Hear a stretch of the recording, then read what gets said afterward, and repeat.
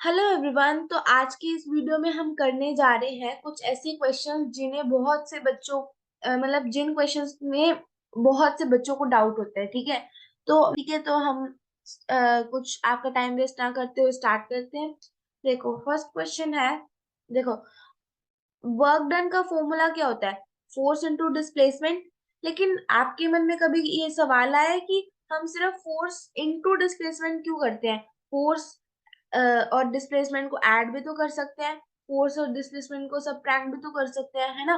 तो क्वेश्चन ये है कि why we can not add और subtract force and displacement to find work done. ठीक है, अब आप अब हम उसे डिवाइड भी तो कर सकते हैं वर्क डन फाइंड करने के लिए। तो देखो, हम इसका आंसर ये है कि हम उन्हें मल्टीप्लाई क्यों करते हैं। आंसर है कि जो वर्क डन है, ठीक है, वो दोनों पे डिपेंड करता है, फोर्स और डिस्प्लेसमेंट दोनों पे डिपेंड करता है ना वर्क डन। अब अगर फोर्स या डिस्प्लेसमेंट में से एक भी चीज नहीं होगी, कि अगर मान लो एक बॉडी पे जो फोर्स है वो जीरो अप्लाई होगा, या फिर जो उसकी डिस्प्लेसमेंट है वो नहीं होगी, तो वर्क डन तो जीरो ही होगा। ठीक है, लेकिन अगर हम देखो वर्क डन को हम फोर्स और डिस्प्लेसमेंट का सम लेते हैं, ठीक है, if work done equals to force plus displacement, और मान लो हमने मान लिया कि डिस्प्लेसमेंट हुई नहीं है ऑब्जेक्ट की, अगर डिस्प्लेसमेंट जीरो है, ठीक है, तो फिर वर्क डन को क्या होना चाहिए? अगर वो डिस्प्लेसमेंट नहीं हुई तो वर्क डन को भी जीरो होना चाहिए। लेकिन अगर हम फॉर्मूला लेते हैं work done equals to force plus displacement, तो फिर तो वर्क डन फोर्स के इक्वल आ जाएगा। लेकिन जो एक्चुअल में है वो वर्क डन की वैल्यू क्या आएगी? जीरो। इसीलिए हमने ये वाला जो है उसे नहीं माना कि work done equals to force और डिस्प्लेसमेंट का सम नहीं होता है। ठीक है, अब देखो, हम work done equals to force minus displacement भी ले सकते हैं, या फिर उन दोनों का डिफरेंस भी ले सकते हैं। क्यों ले सकते हैं? देखो, अगर हमने यहाँ पे work done equals to force minus displacement ले लिया और डिस्प्लेसमेंट हो गया जीरो, ठीक है, तो फिर तो वर्क डन की वैल्यू फोर्स की इक्वल आ जाएगी, लेकिन एक्चुअल में तो वर्क डन को जीरो होना चाहिए, तो हम ये वाला केस भी नहीं कंसीडर करेंगे। ठीक है, थर्ड में है work done equals to force divided by displacement. ठीक है, तो अगर मान लो हम डिस्प्लेसमेंट को जीरो ले लेते हैं इधर भी, तो फिर वर्क डन क्या हो जाएगा? इन्फिनिटी आ जाएगा वर्क डन, है ना? लेकिन जो असलियत में अगर डिस्प्लेसमेंट जीरो होगी तो वर्क डन को भी जीरो होना पड़ेगा, है ना? तो हम इसको मतलब इसीलिए हम फोर्स और डिस्प्लेसमेंट का प्रोडक्ट लेते हैं। ठीक है, और यहाँ पे मैंने यहाँ पे सभी एस एस को जीरो लिया है ना, तो आप यहाँ पे फोर्स को जीरो लेके भी अप्लाई कर सकते हो, ये तो भी वर्क डन जीरो नहीं आएगा। इसीलिए हम यहाँ पे फोर्स और डिस्प्लेसमेंट का प्रोडक्ट लेते हैं। ठीक है, तो अब नेक्स्ट क्वेश्चन ये है कि देखो, डायग्राम इसका नीचे है। देखो, एक जो a man is lifting a box in upward direction, एक मैन है वो इस बॉक्स को ऊपर की डायरेक्शन में लिफ्ट कर रहा है। ठीक है, एक सेकेंड।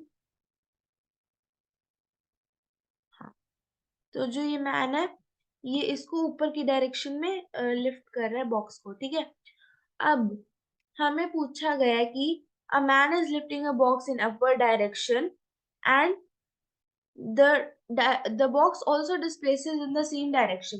जो बॉक्स की डिस्प्लेसमेंट है वो भी सेम डायरेक्शन में हो रही है। ठीक है, तो अब हमें फाइंड करना है whether the work done by the man and gravity is positive or negative। ठीक है, एक सेकेंड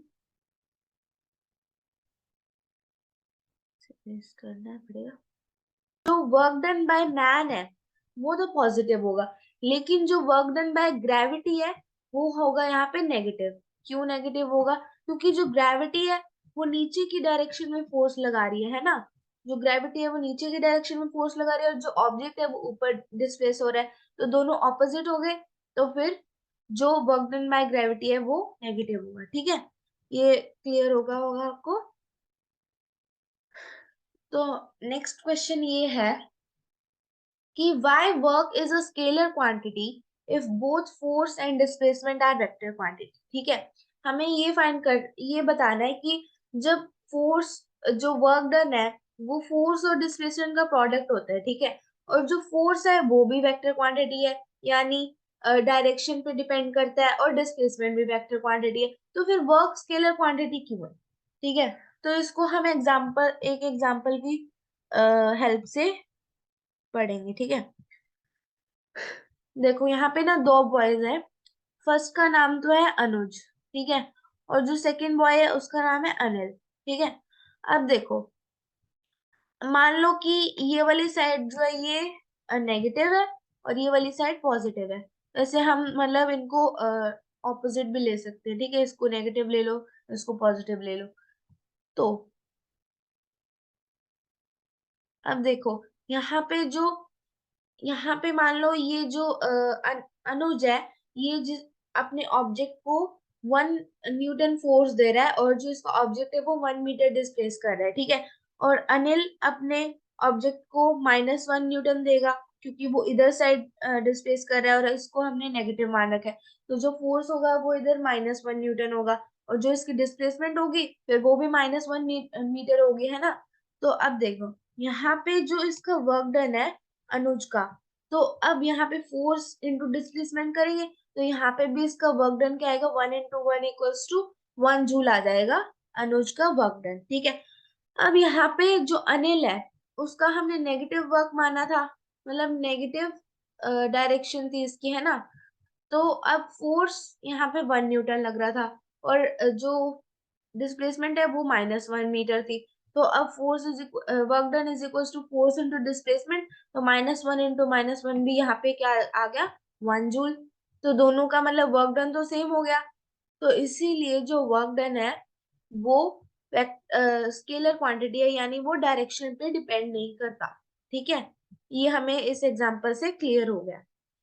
तो फिर आज की वीडियो में हम इतने ही क्वेश्चंस करेंगे। मुझे पता है ये वाले क्वेश्चंस बहुत बच्चों में को कंफ्यूजन होती है इन क्वेश्चंस में, तो इसीलिए मैंने आज इनको करवाना सही सोचा। तो अब नेक्स्ट वीडियो में हम एनर्जी टॉपिक करने वाले हैं। तो फिर मेरी वीडियो को अगर आपको उसको जल्दी से देखना है तो मेरे चैनल को प्लीज सब्सक्राइब कर देना और बेल आइकन भी प्रेस कर देना। Thank you, bye bye.